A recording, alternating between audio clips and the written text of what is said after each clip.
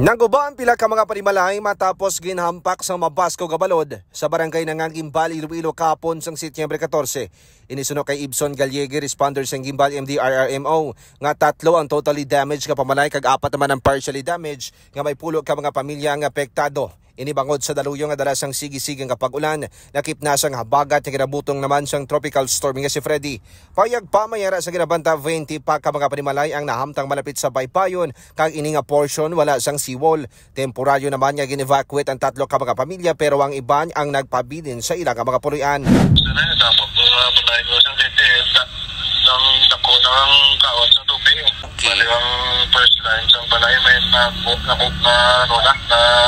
buwa na sang mga ka-K5 nagpanawagan naman ang tratapan sa Gimbal MDRRMO sa mga pumuluyo nila o kung mga panimalay nga malapit sa baybayon nga kung maka-eksperyensya sa mabaskog nga hangin kay mabaskog nga balod kung temprano pa mag-evacuate na sila agad nga malikawan ang posible nga insidente. Samtang ang ilang tratapan bukas man 24 oras sa posible hitabo sa ila nga banwa.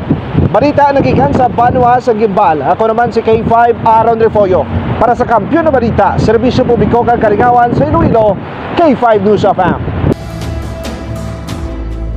Ang ining balita ang ginadulong sa inyo sang DTX Coffee Mix. Himo sa natural nga sangka pareho sang amarkuso, chia seeds, sugared cane extract powder. DTX Coffee Mix. Nakakapi ka na, naka-detox ka pa. DTX Coffee Mix. Mabakal sa mga butika.